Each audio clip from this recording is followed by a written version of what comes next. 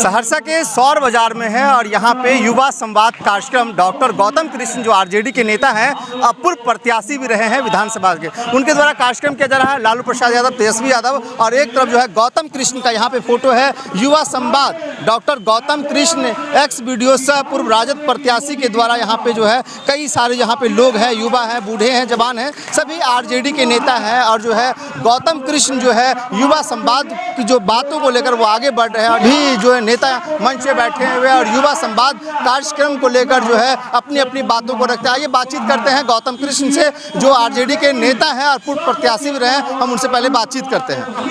देश नहीं, हम तो मानते हैं पूरे विश्व के सामाजिक न्याय के नेता लालू प्रसाद यादव जी, जिन्होंने अनवरत उनकी संघर्ष अनवरत याद करते हैं। बढ़िया नेता और सौर बाजार से बहुत समय लगेगा। रामनुज बाबू, रोहित जी, सौर बाजार की धरती, सामाजिक न्याय की धरती, युवा राष्ट्रीय जनता दल सतर्कतया के अध्यक्ष देश में अपनी मायक का जाल जो बिछाकर पूरे देश को नफरत फैलाने का काम किया है। जिला के सौर बाजार प्रखंड से ये शंखनाद की आहुति गई है। कर्पूरी ठाकुर जैसे महान नेता नेतृत्व करते थे सामाजिक न्याय।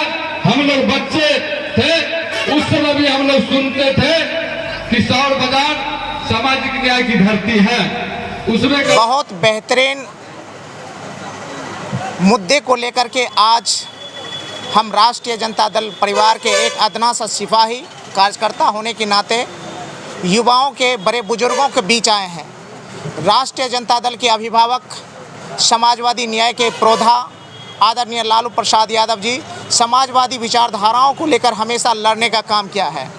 आज देश की स्थिति पिछले 9 साल से जिस तरह से बद से बदतर हो गई है, सामाजिक, आर्थिक और राजनीतिक जो चेतना की एक धारा देश में चल रही थी, बह रही थी, आज उस चेतना और नव निर्माण की जो धाराएं थी आज वो रुक गई है। आज युवाओं में भटकाव आ गया है।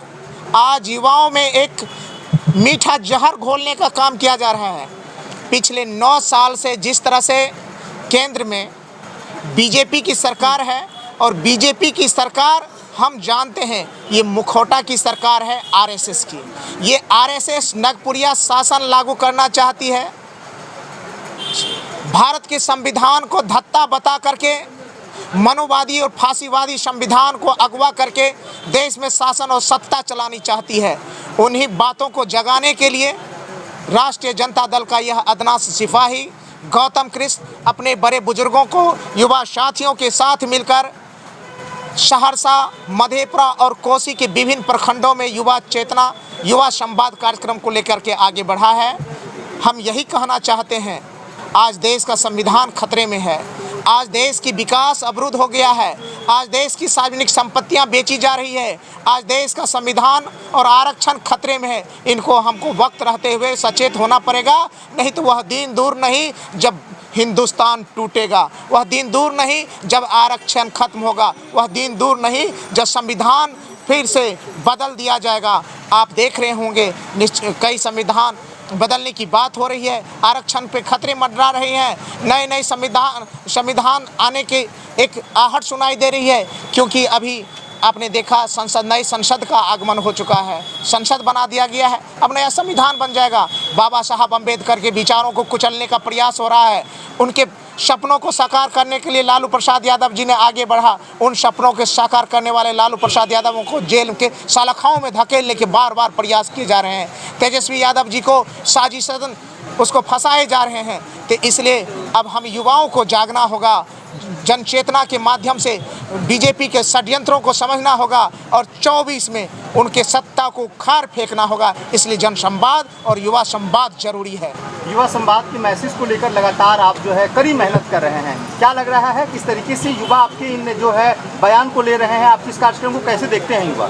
मैं तो इस कार्यक्रम को बहुत बेहतरीन रूप में देख रहा हूँ, क्योंकि समाजवाद की धारा और विचारधारा कोई नई धारा नहीं है, यह हमारी हजारों साल की विचारधारा है। महात्मा बुद्ध, फूले, पेरियार, अंबेडकर साहब, लोहिया जी, कर्पूरी ठाकुर, लालू प्रसाद यादव जी, इन विचारधाराओं को पुष्पित पुल्लवित करने का काम किया है। तो कोई नगपुरिया शासन लेकर के उसको भला चंद मिनटों में कैसे तोड़ सकता है? समाजवादी विचारधारा उसका एकमात्र दवा है, उपाय है। इसलिए जो कोसी का यह क्षेत्र है, कोसी कछार का इलाका रहा है, हम आर्थिक रूप से पिछड़े रहे हैं, लेकिन विचारधारात्मक रूप से यह कोसी का इलाका हमेशा से प्रबुद्ध रहा है, समाजवादियों का गढ़ रहा है। जब 1952 में पहली बार यहाँ चुनाव हुआ था तो यहाँ समाजवादी विचारधारा को अपनाने का काम किया गया था। जब नरेंद्र मोदी जी की हवा चल रही थी तब भी यहाँ से समाजवादी विचारधारा से ओतप्रोत होकर के यहाँ से संसद भेजने का काम किया है। इसलिए हम मानते हैं यहाँ की युवा बहुत चेतनाशील हैं, यहाँ की बड़े बुजुर्ग समाजवादी विचारधाराओं से ओतप्रोत है।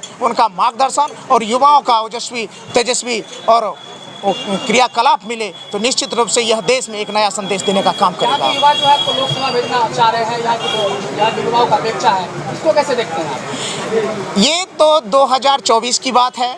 आदरणीय लालू प्रसाद यादव जी समाजवाद के प्रोधा और राष्ट्रीय जनता दल के अभिभावक, वो जिनको भी जिस तरह से कैंडिडेट बनाएंगे, जिनको भी मैदान में उतारेंगे, हम लोग पुरजोर रूप से उनके साथ देंगे। अगर उन माननीय लालू प्रसाद यादव जी का विश्वास मेरे जैसे अपने कार्यकर्ता पे भी होगा तो मैं विश्वास दिलाता हूं बड़ी मजबूती के साथ चुनाव लड़ूंगा। अगर मुझे कैंडिडेट नहीं बनाया गया और किसी को भी बनाया गया तो मैं पत्रकार माध्यम भाइयों आपके माध्यम से कहना चाहता हूं, जिसको भी आदरणीय लालू प्रसाद यादव जी का समर्थन और टिकट मिलेगा उनके साथ गौतम कृष्ण सबसे आगे चलने का काम करेगा। 2024 में चुनाव है, अगर मौका आपको मिलती है तो युवाओं की बातों को लेकर कहाँ तक जाएंगे? जिस तरीके से युवा सड़कों पे और गाँव में जो भटकाव आया है नशा के लेकर के, शैक्षणिक गतिविधियां थोड़ी कमजोर हुई है, तो यह एक नैतिक प्रावधानों से भी आगे बढ़ेगा, समाज को जगाने से बढ़ेगा और सरकार की जो सकारात्मक और मुख्य धारा में जोड़ने का कार्यक्रम है, इन दोनों के रवैया से जाकर के युवाओं का धारा मुड़ करके विकास उन्मुखी होगा। इनको चेतना नैतिक रूप से चेतनशील बनाना पड़ेगा, उनकी गतिविधियों को संयमित किया जाएगा और समाज को मुख्य धारा में लाने के लिए विकासात्मक कार्यविधियाँ लानी पड़ेगी।